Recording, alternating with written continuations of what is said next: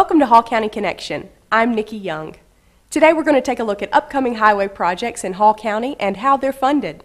For those of you who travel Highway 53 and remember what it was like before it was widened, you know what a difference these projects can make in our daily lives. I spoke with Terry Pope from the Georgia Department of Transportation about the changes we can expect in the coming years. Welcome to the show, Terry. Thank you for being here. Glad to be here. Thank you. So you are here to give us some updates on DOT road projects in Hall County. Tell us about the funded road projects, the ones that we know are going to happen in the near future. Well, right now we're finishing up construction on Thurman Tanner Parkway Phase 3. That's the last section of the parkway.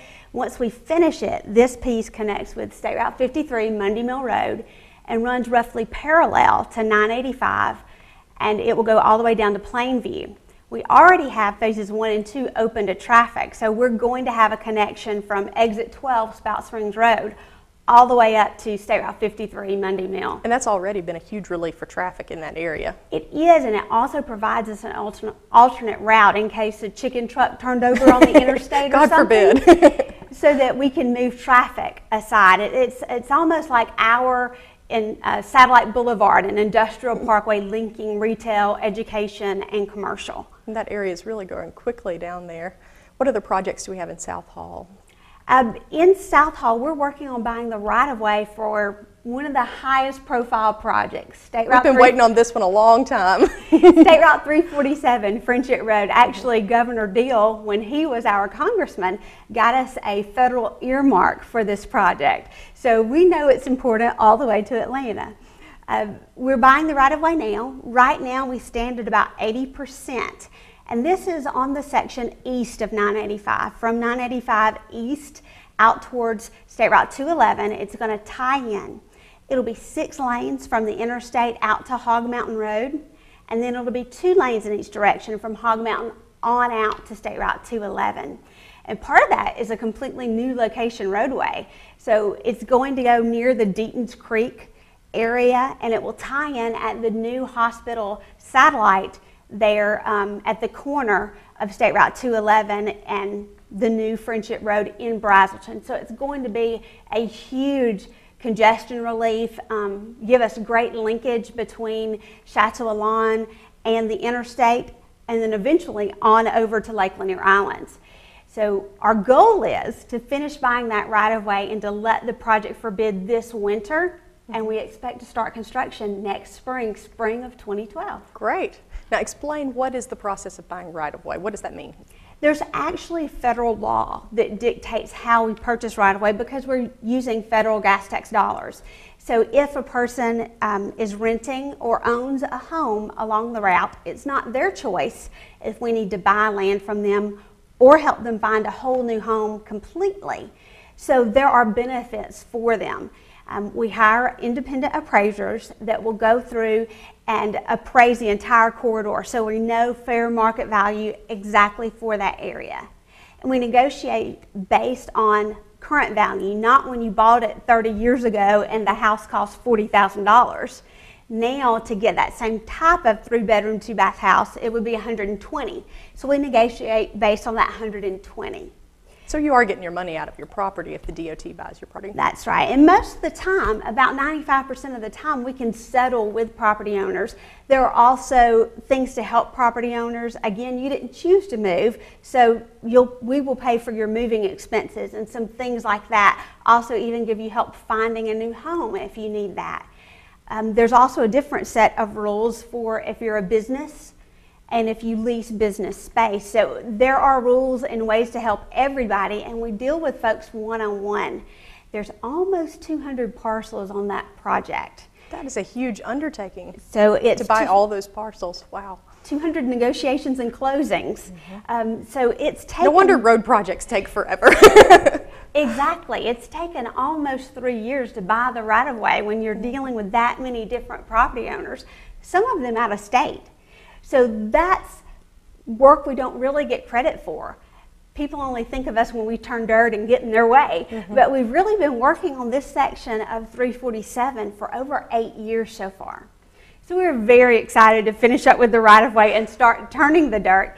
It's going to take about 3 years to build though, but once we start that construction, we'll let everybody know what's happening, be able to send out email alerts on it.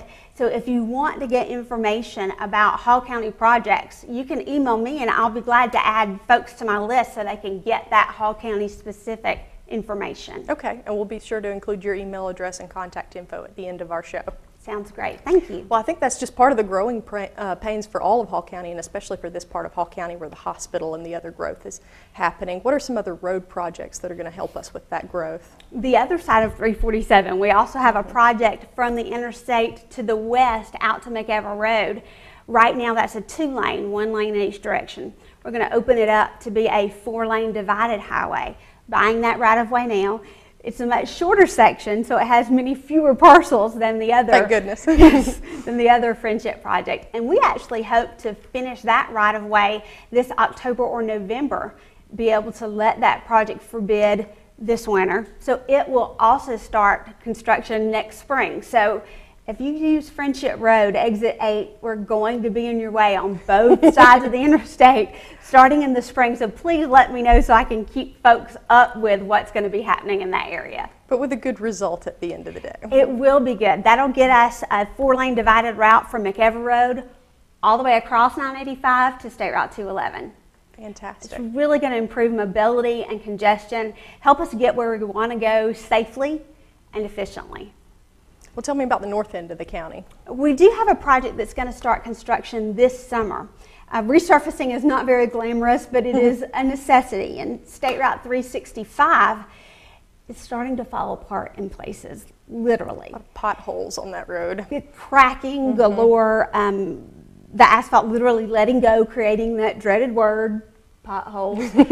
So we do have a project that we're going to let in April, hopefully, and that means we'll start construction this summer to resurface 365 from State Route 52 near Lula all the way to State Route 17 in Habersham County. It's a 20-mile long resurfacing project. And this corridor is very important to tourists, also students coming down from the mountains to Gainesville College, Lanier Tech. It's really our gateway back and forth into the mountains. So we put some pretty severe lane restrictions on the contract so that most of the work will occur overnights, Thursday nights through Sunday nights. No work will be allowed. That's a relief to our commuters especially. It really is, and for tourists as well. All those folks go into the mountains and those cabins. We are the gateway to the mountains up here. Truly we are. So we're going to be allowing work only on overnights through the week. No work allowed on Saturdays or Sunday at all, so no lane closures. And we'll have more details as we get closer to that, but your commute times will be protected as well.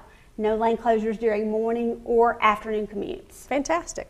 So are these all the upcoming projects that we're going to see? Those are the big ones. We also have a widening project down at my office on US 129 headed towards Athens.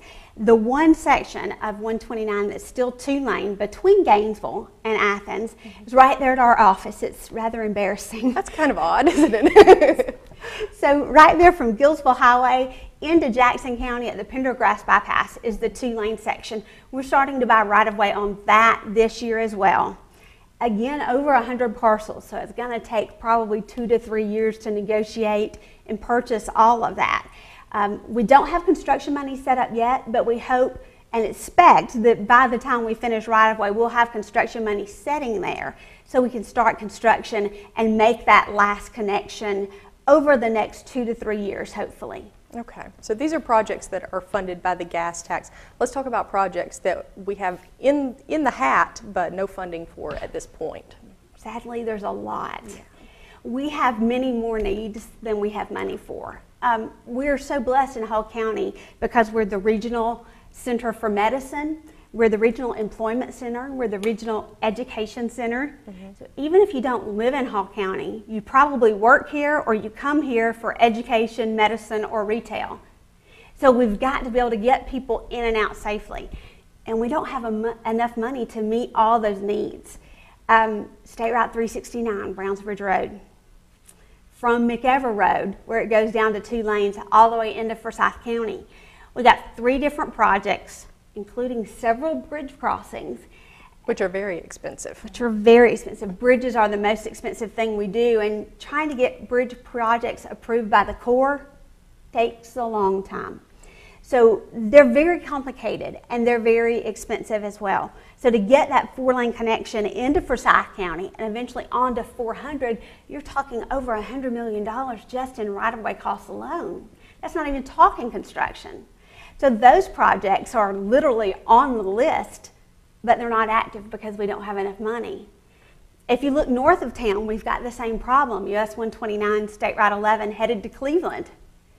Again, 3 bridge crossings, lots of curves and hills that need to be straightened out on that section to give you a little bit higher speed you can go, but vastly improved safety is the most important thing.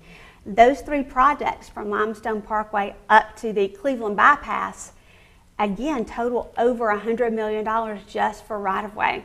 Construction is even more than that on those 3 projects.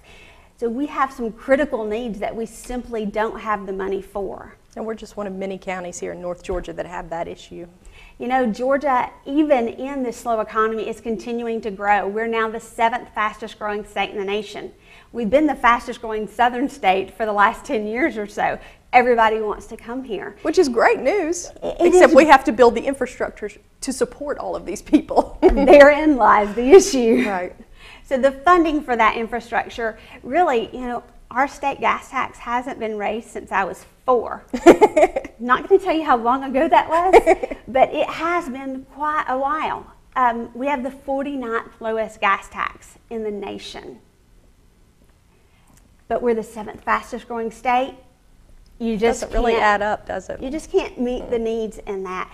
And then there are projects that are exciting that would provide growth and connectivity, new projects like the proposed exit 14 off of 985, right about the Wrigley's Falcons complex area, provide great connectivity over to the west side to McEver Road and the Oakwood Industrial Park, on the east side of 985 over to Martin Road and Winder Highway, allowing you to get to I-85 very easily.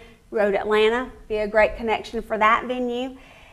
But we simply don't have the money at all for right-of-way or construction on that project. We have over $601 million of projects that we don't have the funding for. It's too bad. Well, hopefully we have a remedy for that. And thank you for being on our show and talking to us about all these issues. Next, we want to listen to a forum that Todd Long previously spoke at, and he explained some of these issues that we have with funding in the state. The funding source we have for transportation, let's not even talk Georgia. Let's not talk Hall County and Georgia, but let's talk America. The funding source for transportation in America is chiefly what? How do we fund transportation? Anybody know? Motor fuel tax, gas tax. So who knows what you pay in federal gas tax for gasoline, not diesel, for gasoline? How much do you pay? Anybody know that? 18.4, you're close. 18.4 cents per gallon on a regular gasoline, 24.4 cents of diesel. On the state side, I bet you don't know the answer to this, what do we pay, what goes to transportation from the state gas tax? Anybody know that number right today? Because it changes every 6 months. Nobody guessed. 15.1 cents per gallon. There's actually more tax on gas than that, because remember, you got 1% of the tax goes to the general fund, and then you got your locals tax. In fact, if you pass East Bloss today, right, 1% of your sale of gasoline actually goes to education in Hall County. So, but 15.1 cents per gallon goes to transportation. So you add those together, you're getting about 33.5 cents per gallon.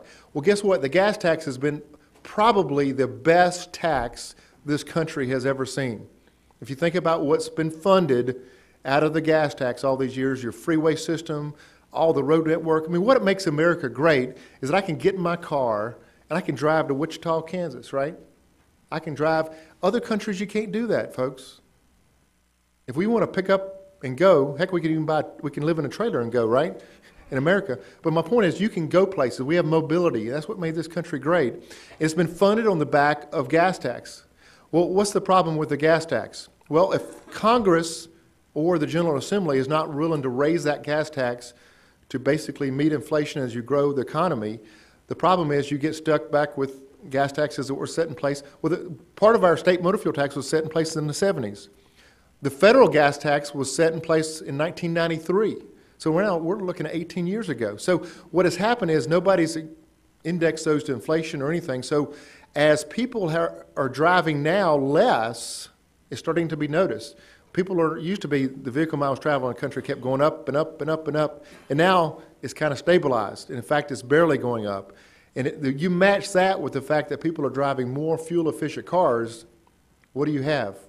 You have a recipe for disaster is what you have.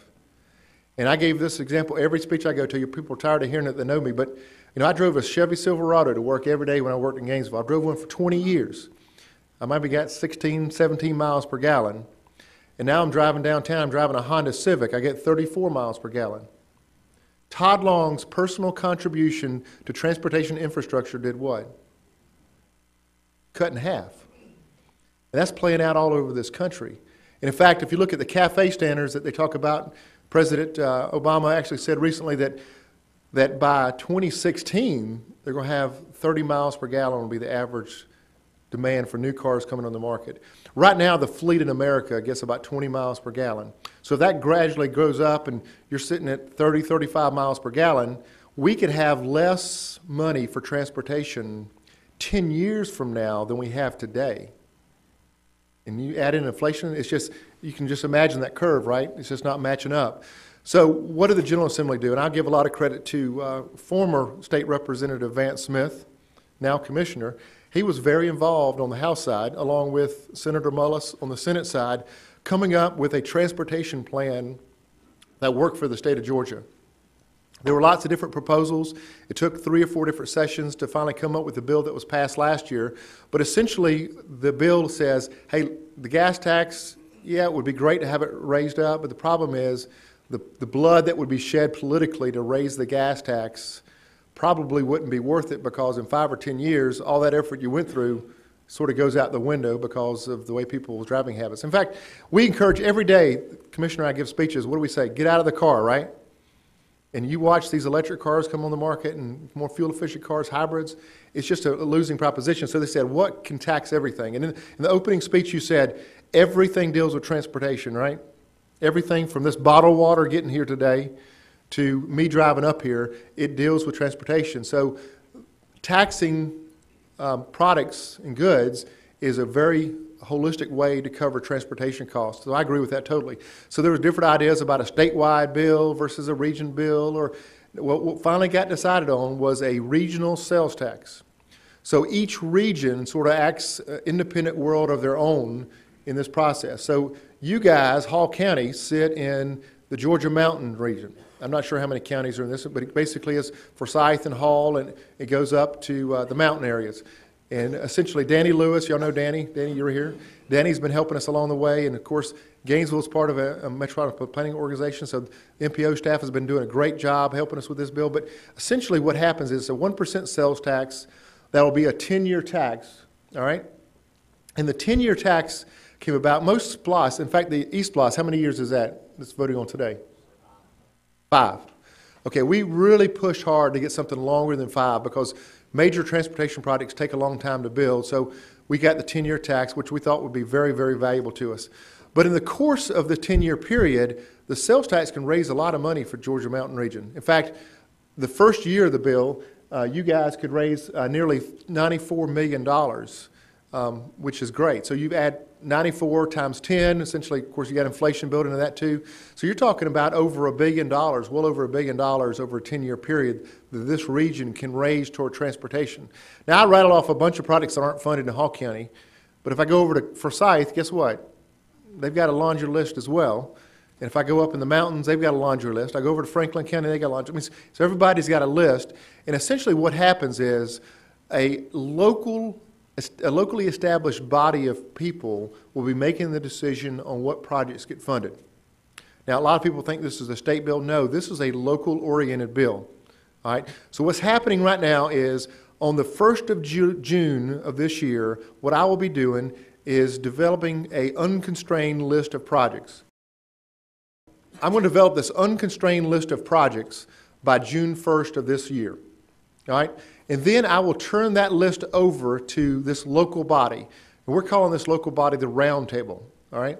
And the roundtable is made up of county and city officials throughout the region.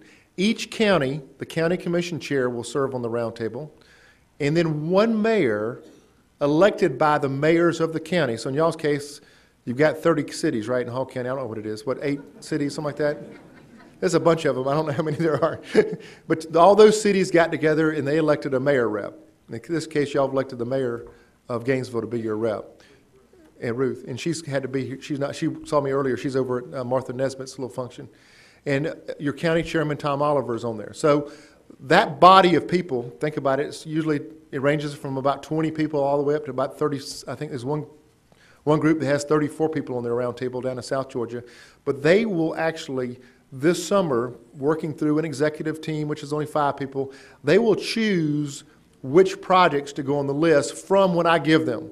So imagine, if you would, a big bucket of projects that's unconstrained financially that I give them to choose from. And then maybe I give them, there's a billion in the program, right? I give them a list that's 3 or 4 billion. And they have to pick projects out of that to develop this list that will ultimately be voted on by the roundtable by October 15th. But essentially this roundtable this summer, by October 15th, they'll have to vote yay or nay on the list. All right? At that point is when people like this group right here, you guys will start getting engaged heavily, because the marketing of that list will start occurring after October 15th all the way to the summer of 2012. The vote on the bill is summer of 2012 because that is actually the next statewide election, is that summer of 2012. We think it's going to be, we thought at one time it was August of 2012. It may be now the end of July, so we're just now leaving it very vague. The Secretary of State will decide that date, but it'll be the summer of 12 will be when the vote is. So essentially, that will be the key 9-month period to really get out and market this. Now, the list of projects I'm talking about is the projects that the roundtable would decide upon. That's the 75% of the money will go to that list. 25% of the funds raised, though, will go directly back to cities and counties by formula. All right? So the city of Oakwood, which we sit in here today, they will actually get a percentage of the money based on a prorated share of their population in lane miles, will go back to the city of Oakwood. The mayor and council in Oakwood will decide how that money is spent. It's got to be spent on transportation projects as defined under the bill. But that is a big windfall for a lot of these small communities that may not get a big regional project in their jurisdiction, but yet they still get part of the pie. And that was the selling point. In fact, this bill would not probably have passed out of the General Assembly unless a significant amount of the money went back to the local governments for them to decide at their discretion individually as opposed to a regional body. So the local pot, there's the formulas on the screen. It's based on 1/5, it's a prorated share, 1/5 population, 4/5 lane miles, paved and unpaved roads. So interestingly enough, I will say that Hall County probably doesn't get a large amount in that regard compared to a more rural county, because a rural county may have the same number of miles Hall does. That's probably not true because Hall's got a lot of roads. But in general, though, Franklin County may get almost as much money indirectly as Hall does because it's more rated on the road miles than it is the population. So, okay, I want to talk a little bit about how we decided how to pick the projects for a second, because projects are not just arbitrarily picked out of the sky. Developing this bucket list of projects has to come from some basis. There's got to be some criteria that you use. So this roundtable back in January adopted criteria to be used for the selection of the projects. And that criteria had a basis. It was based on the statewide strategic plan that we did last year. Basically, these are, it's not rocket science, guys. You know, whatever you build, it's got to be supporting our economic growth. You got to take care of what you have. You got to make sure it's safe. You got to take care of the environment while you're doing it. But these are the basic premises. So any project on the list needs to be strategic in nature. And number 2, though, look at that second bullet. It's like the most important bullet in the whole sales tax. The projects have to be deliverable. If you're doing a local SPLOST and you put a jail on there, you put a library, you better get that project done. Or what happens next time it comes up to vote? It gets voted down, right? mean, deliverability is huge. So we've got to put transportation projects that aren't just some make-believe project out there, but products that can be delivered. They don't have to be delivered in the 10-year, but they've got to at least be started in the 10-year period. And the last but not least, any list you put together has got to have public appeal. If it doesn't have public appeal, the voters aren't going to vote for it. So you got to be strategic, deliverable, and appealing. Those are key. Listen, I'm just giving you guys a lecture on sales tax because that's what you do with any sales tax program. I want to remind you guys of a couple of key components of this sales tax and why it's important to Hall County. And this is the most important facet. This is Plan A. And Donna Shelton, who's a state rep from out in Aquila, she says this all the time in her speech. She says, this is Plan A. We don't have a Plan B. All right, y'all hear that now. This is Plan A, and there's no Plan B. In fact, I always say that there is a Plan B. Plan B probably is to just mosey on like we're doing now at a far reduced rate of where we are today. So imagine the funds we have today and reduce those 20 to 25% over the coming years and see what you get out of the system. Essentially, what we're going to be doing, and Todd's an old maintenance engineer, Todd will be clamoring at my door, we'll be spending almost 100% of our money 10 years from now on maintenance projects.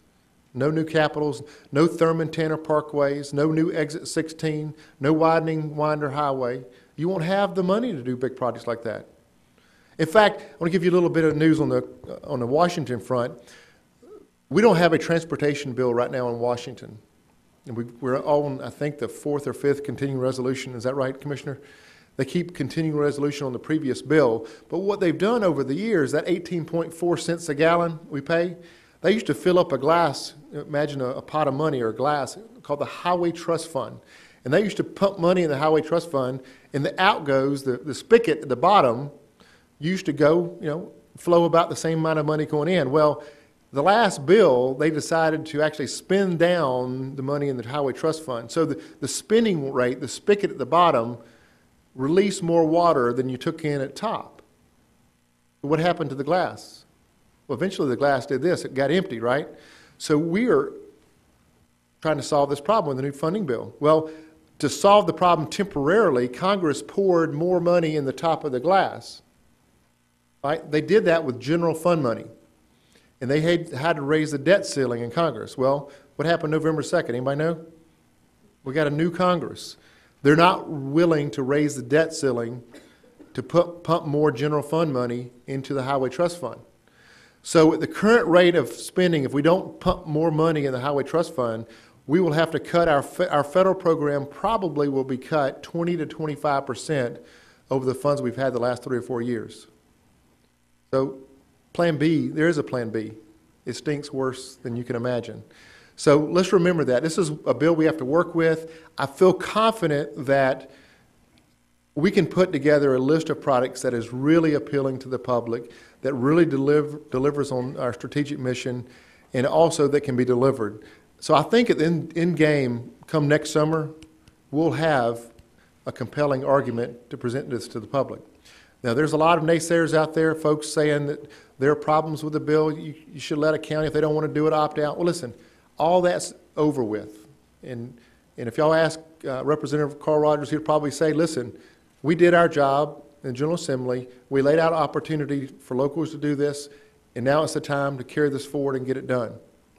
Today we've learned about the future of highway transportation in Hall County. We've also heard a lot about funding for these projects, where the money comes from, and why Georgia has had trouble adequately funding road projects in the past. For more information about Georgia Department of Transportation plans, visit dot.state.ga.us. Thank you for watching. For Hall County Connection and TV 18, I'm Nikki Young.